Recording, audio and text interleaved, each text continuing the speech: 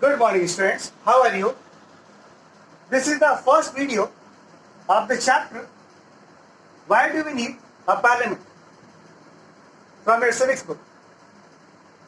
Now, in this particular chapter, we are going to discuss about democracy and the role of representative in the democracy.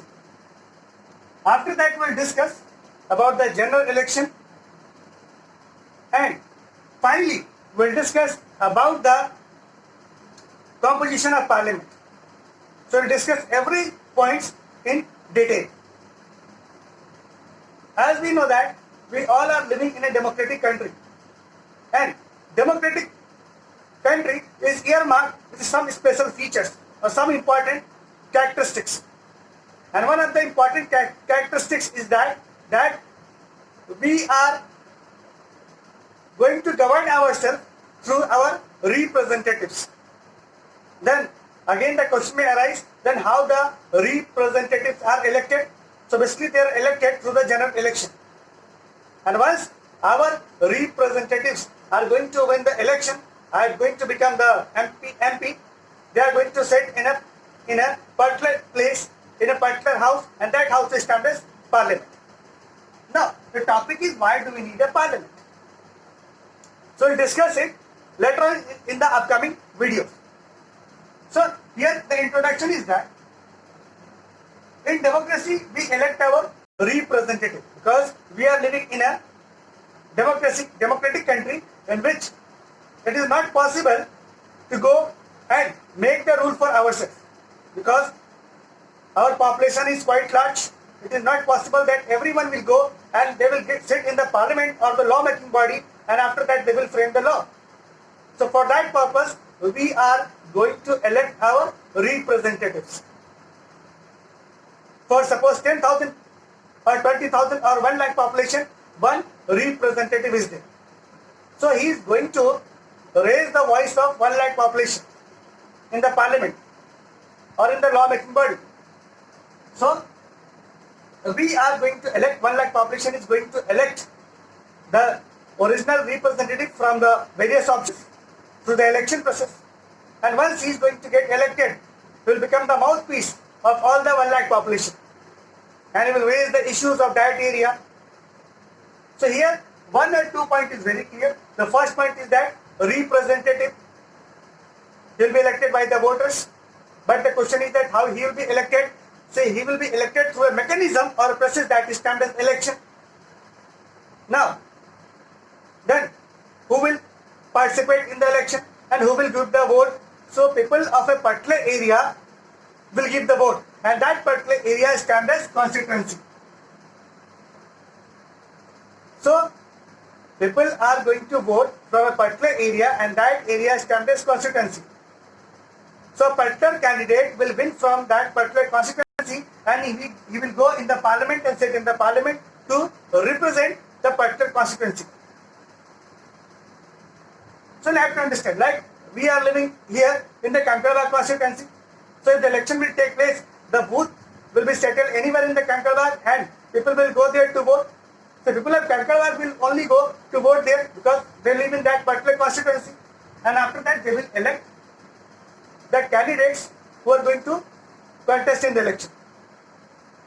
And if the candidate will get the maximum votes, he will become the representative from this constituency, from this area. So basically constituency is nothing but the area.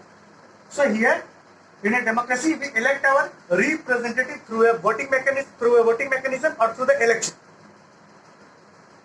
General election, the election that we are talking about is nothing but the general election that is going to take place after the interval of every 5 years. It means that after the interval of every 5 years, voters are going to get the chance to change their representative or to continue with the same representative.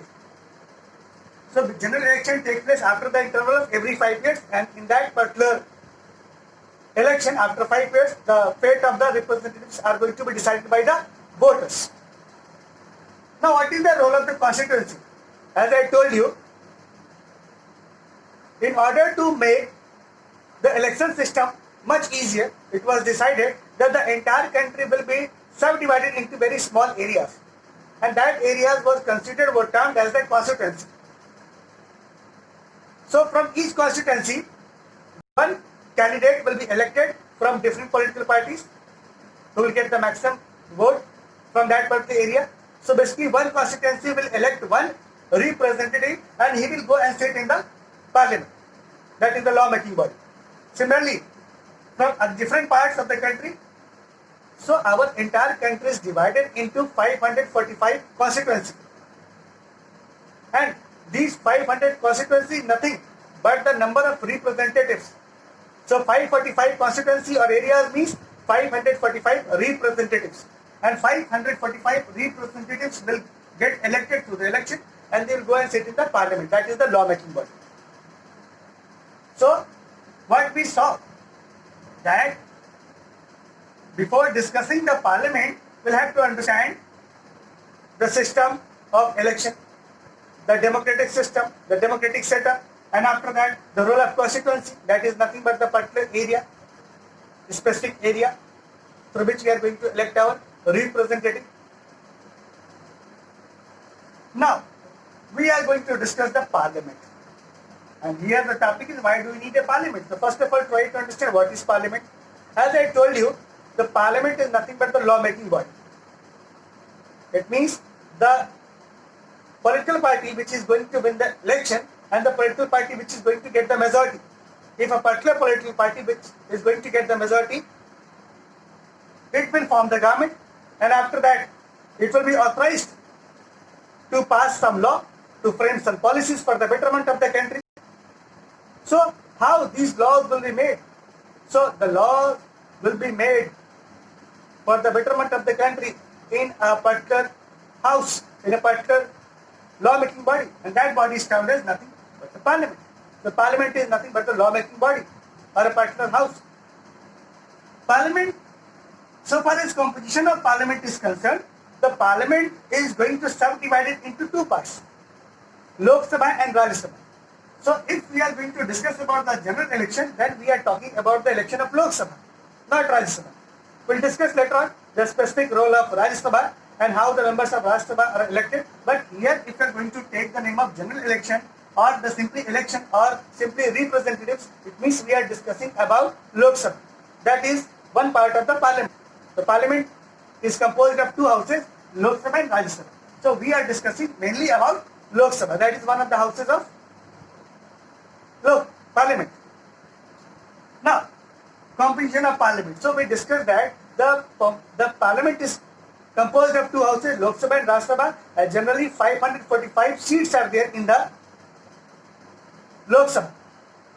And the candidate who is going to win the election through the general election, the candidate will get the chance to sit in that particular Lok Sabha.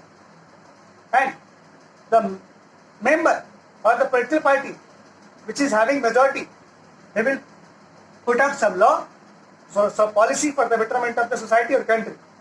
And once it is passed with the majority of the population of Lok Sabha, that particular bill or that particular proposal will be passed, will be considered passed from that house. After that, it will go to the next house, that is the Rajya Sabha, and finally it will go to President's signature.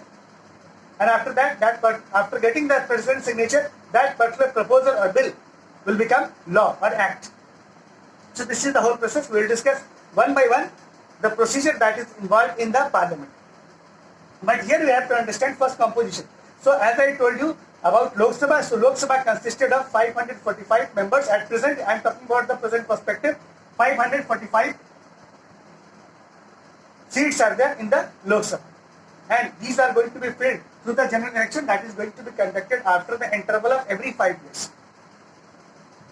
So the structure of the Lok Sabha or the face of the Lok Sabha may change. You can say different faces in the Lok Sabha. Why? Because in every election the political parties are going to change.